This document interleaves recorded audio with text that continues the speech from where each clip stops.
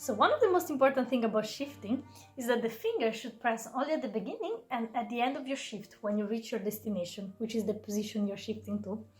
But during the actual shift, there should be no pressure at all.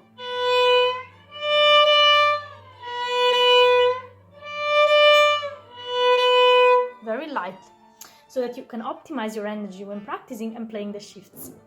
Another very important thing is the thumb.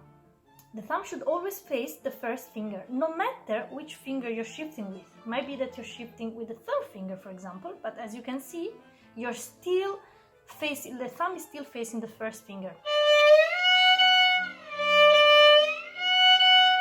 So the thumb should never come ahead of the first finger or behind the first finger.